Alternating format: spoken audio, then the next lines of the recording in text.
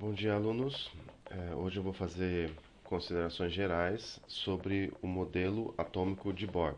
Não vou entrar em detalhes sobre a dedução das equações, mas basicamente as equações que eu apresento nesse material que eu passei para vocês, vejam aqui, a equação relacionando raio ou distância entre o elétron e núcleo como uma função de n ao quadrado, ah, a equação de energia e a equação de velocidade. Essas equações são derivadas para o átomo de Bohr, considerando-se o movimento circular do elétron em torno do núcleo, ah, levando em conta que a força centrífuga é balanceada pela força de atração eletrostática entre próton e elétron. E o fator fundamental na dedução dessas equações é o postulado de Bohr de que o momento angular é quantizado em múltiplos de h sobre 2π. H é a constante de Planck que nós já conhecemos. Então, o postulado de Bohr é o momento angular do elétron no átomo vai apresentar valores múltiplos de h sobre 2π. O que multiplica esse h sobre 2π é justamente n, esse n minúsculo aqui, que é o número quântico principal, que na teoria de Bohr representa a órbita que o elétron está no átomo de hidrogênio. Pode ser a primeira órbita, segunda órbita e assim por diante. Então aqui no texto tem as equações, como a gente chegou às equações, a equação de energia. Veja que tem alguma coisa entre parênteses aqui, são constantes, como massa do elétron. Vou dar uma pequena ampliada aqui para vocês enxergarem um pouco melhor. Então aqui está energia, esse N subscrito quer dizer que a energia do elétron no átomo é uma função de N. N é a órbita. Esses termos entre parênteses são constantes. M é a massa do elétron, E é a carga elementar, ε0 permissividade elétrica no vácuo, H é a constante de Planck. Então eu substituo esses valores aí e no caderninho aqui eu apresento já a equação de maneira simplificada. Eu espero que vocês estejam vendo aqui, de modo que a energia, que é uma função de n, do número quântico principal, que indica a órbita do elétron, vai ser igual a menos e ao quadrado sobre n ao quadrado vezes k. Esse k, substituindo as constantes aqui dentro, vale 2,18 vezes 10 a menos 18 joules. Como eu gosto de trabalhar com eletronvolts, isso vai ser bastante útil no futuro, como nós formos estudarmos semicondutores. Então, transformando isso aqui em eletronvolt, dá 13,6 eletronvolt. Notem que a energia do elétron no átomo de hidrogênio vai ter um sinal negativo, simplesmente porque elétron e núcleo são partículas de sinais opostos e ocorre atração entre essas partículas. Bom, vamos dar mais uma olhada aqui nas equações. Você tem também R. R é o raio da órbita, a distância entre o elétron e o núcleo. Veja que R também é uma função da órbita que o elétron ocupa. Aqui entre parênteses tem algumas constantes que eu substituí aqui no caderninho. Essas constantes equivalem a 0,53 angstrom, ou exatamente 0,529 vezes 10 a menos 10 metro. Então, esse A0, 0,53 angstrom, tem um símbolo especial A0, é o chamado raio de Bohr. É o raio da primeira órbita que o elétron pode ocupar no átomo de hidrogênio. E o outro parâmetro que nós podemos deduzir aqui da equação ou do modelo de Bohr é da velocidade. Então aqui também temos essas constantes aqui que vocês podem ver, e a velocidade também como função de n. N, número quântico principal, ou seja, a órbita. Substituindo essas constantes, aqui no caderninho vocês podem ver. Eu chamei essas constantes de V0. V0 na verdade foi eu que batizei, não tinha visto isso em outro lugar. E V0 é 2,18 vezes 10 a sexta metro por segundo. Então esse V0 seria simplesmente a velocidade do elétron na primeira órbita do átomo de hidrogênio. Esse valor é da ordem de 7 a 8% da velocidade da luz. É uma velocidade considerável, a velocidade do elétron na primeira órbita do átomo de hidrogênio. Algo como, vamos pensar aqui, vou parar um pouquinho aqui para pensar. Bom, eu acho que isso dá mais ou menos 2.000 quilômetros por hora, alguma coisa assim, a velocidade do elétron. Na aula eu confirmo com vocês isso.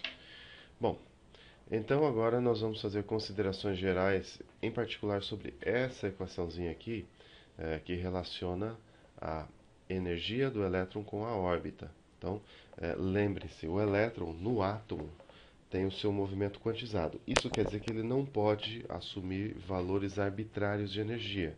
Ele vai ter energias bem determinadas. Muitas e muitas energias são proibidas para o elétron no átomo.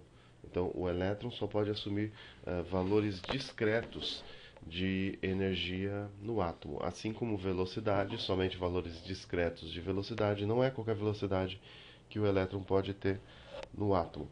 E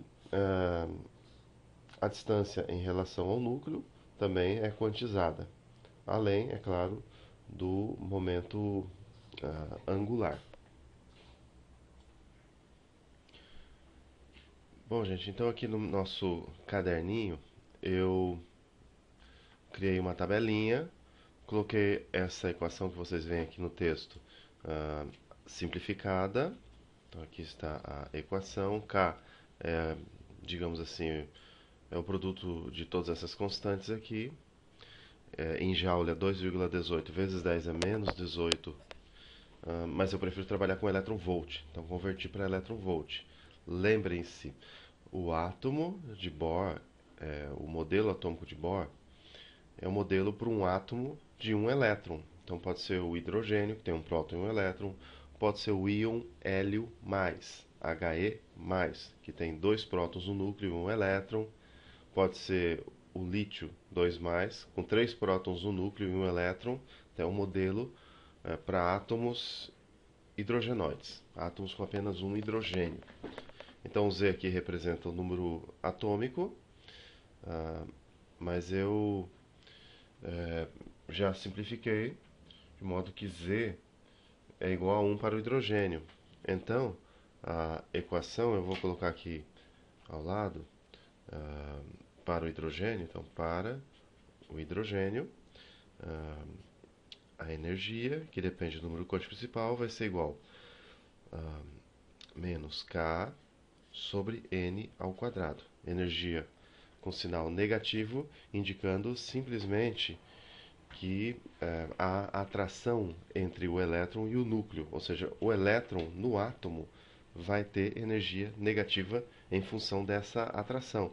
Então aqui eu tenho uma tabelinha, energia em elétron-volt, do elétron em determinadas órbitas, e N, número quântico principal, que no modelo atômico de Bohr representa a órbita que o elétron ocupa. Então vamos preencher aqui, ó, de baixo para cima, da menor energia para a maior energia.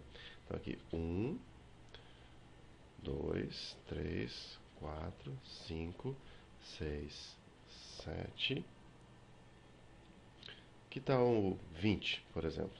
Bom, sempre a energia então vai ser 13,6 elétron-volt dividido por N ao quadrado.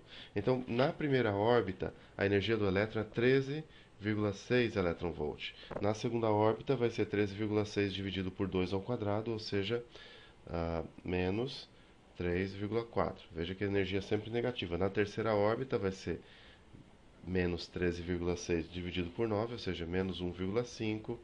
Na quarta órbita, menos 0,85. Na quinta órbita, menos 0,54. Na sexta órbita, menos 0,38. Na sétima órbita, menos 0,27. Vocês notem que à medida que a órbita fica mais externa, a energia do elétron no átomo fica menos negativa, indicando uma atração menor entre elétron e núcleo quando o elétron ocupa órbitas mais externas.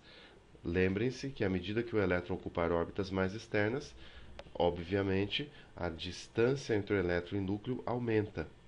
Também aumenta, ou melhor, diminui a velocidade. A velocidade do elétron na primeira órbita é maior do que a velocidade do elétron na sétima órbita. Bom, na 20ª órbita, a energia seria de menos 0,034. Então a energia tende a zero à medida que n aumenta. Quando n é igual a infinito, teoricamente você pode ter infinitas órbitas, a energia vai a zero. N igual a infinito quer dizer um elétron infinitamente separado do núcleo, do átomo, então você tem ionização. Eu poderia representar isso graficamente aqui, vamos ver se vocês vão entender. Então, quando n igual a 1, a energia vale menos K. Quando n igual a 2, a energia vai ser 1/4 disso. Então vamos por aqui em cima, ó. N igual a 2. Então a energia vai ser menos K sobre 4. Quando n igual a 3, vai ser menos K sobre 9. Então, à medida que n vai aumentando, a separação em energia nas órbitas vai diminuindo. A separação em energia diminui. E quando n igual a infinito, a energia é zero. N igual a infinito, o elétron infinitamente separado do átomo. Bom, na próxima aula eu vou usar essa mesma equação para explicar para vocês os espectros de linha. Bom, até já.